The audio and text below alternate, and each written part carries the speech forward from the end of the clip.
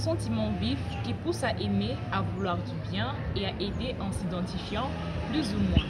Aimer vraiment, c'est savoir que son prochain n'est pas parfait parce que la perfection n'est pas humaine.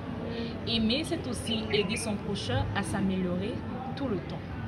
Bonsoir fidèles téléspectateurs, vous avez certainement pu imaginer le thème de cette semaine. Que veut dire aimer son prochain comme soi-même? Comme vous le savez bien, vos avis comptent pour nous, alors c'est à vous le micro.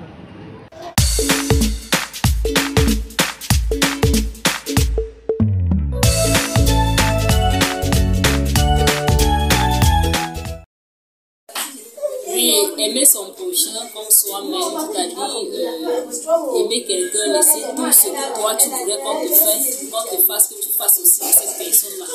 Que l'amour de Dieu qui demeure à ton cœur soit aussi ton prochain. Shalom, shalom. Le plus grand commandement de Dieu est d'aimer son prochain comme soi-même. Et c'est ce qui est la question à savoir aujourd'hui. Aimer son prochain soi-même veut dire faire à son prochain ce que si l'homme nous fait, cela nous plaira. Aimer son prochain comme soi-même, c'est de vivre avec son prochain en harmonie. Aimer son prochain avec soi-même, c'est de vivre avec son prochain comme le Christ l'a fait pour nous. Que le Seigneur vous bénisse. Bon, la Bible dit que l'amour c'est Dieu. Comme toi, si Dieu n'a pas dans ton cœur, dans son attitude d'amour, tu ne peux pas aimer. Et tu as besoin de l'amour de Dieu pour aimer. Et lorsque tu réussis à pardonner ton frère, malgré les choses, malgré les choses, ça qui te compte, il est là. Il s'agit de t'appeler ça.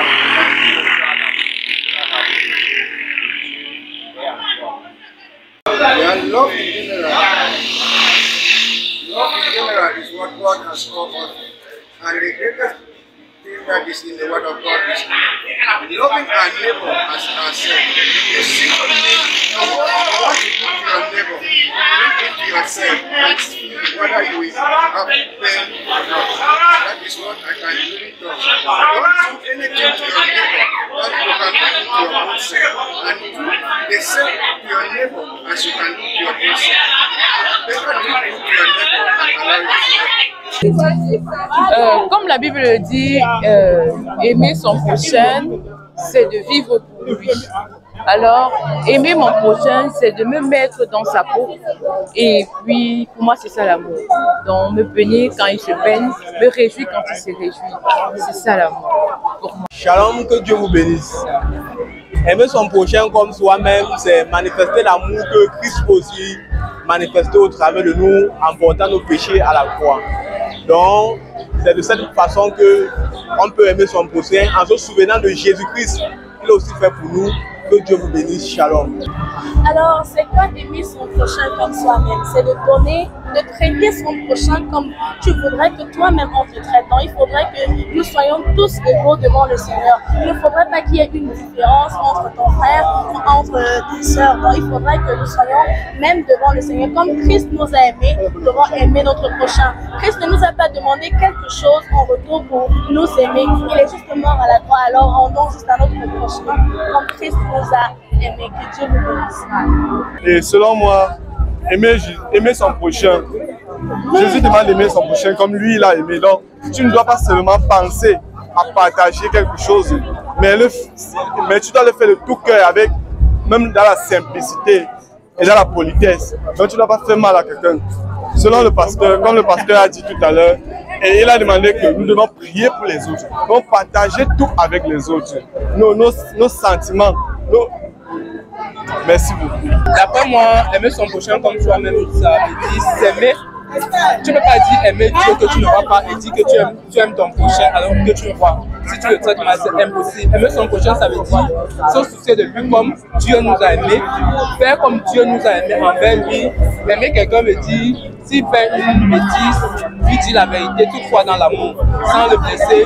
Et on dit aussi l'amour ne se vante pas, l'amour ne s'orgueillit pas, l'amour ne se vante pas. Bref, l'amour c'est l'expression de nos actions à une personne. C'est un peu ça. Aimer quelqu'un comme Dieu m'a aimé. Hein? L'aimer sincèrement, sans hypocrisie. Aimer son prochain. Le servir aussi. Comme Jésus nous a servi. Être humble. Ne pas avoir des pensées négatives sur un frère ou sur une soeur. Aimer son prochain, c'est aimer celui-là comme toi-même. Donc, chercher que celui-là soit comme toi. Chercher que le bonheur que tu souhaites, le bonheur que tu vas avoir, soit la même portion de bonheur pour l'autre. C'est ça, aimer son prochain comme soi-même. Comme Jésus nous a aimés comme lui-même, jusqu'à donner sa propre vie pour nous racheter. Le riche qu'il était, il s'est appauvri pour nous enrichir, pour que nous soyons comme lui, qui était au cœur du Père. Voilà donc aimer son prochain comme soi-même. Merci.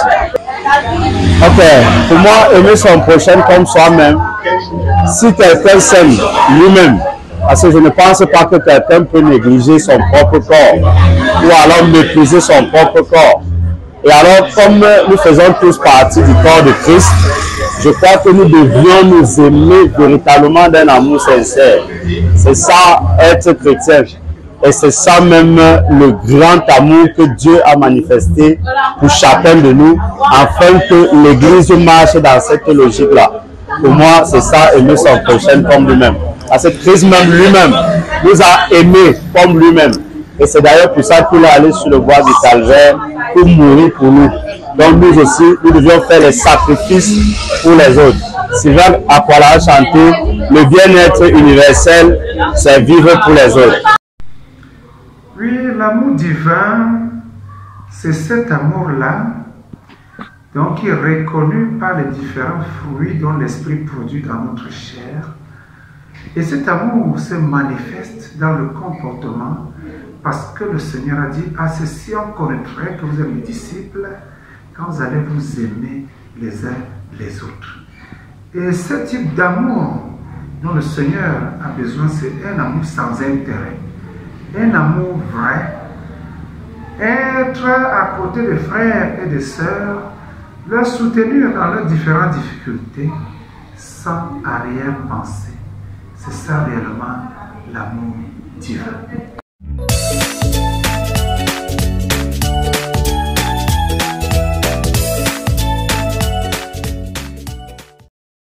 Espérons que vous avez appris quelque chose de nouveau sur ces interventions.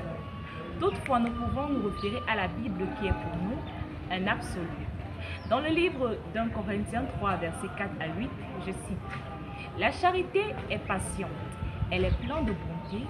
La charité ne se vante point, elle ne s'enfle point d'orgueil, elle ne fait rien de malhonnête, elle ne cherche point son intérêt, elle ne s'irrite point, elle ne soupçonne point, elle ne se réjouit point de l'injustice, mais elle se réjouit de la vérité. Elle excuse tout, elle croit tout, elle espère tout, elle supporte tout. La charité ne périt jamais. » Fidèles téléspectateurs, avec ces versets bibliques, nous croyons que vous pouvez désormais aimer votre prochain comme vous. À nous revoir la semaine prochaine. D'ici là, portez-vous bien et que le Seigneur vous bénisse. Shalom.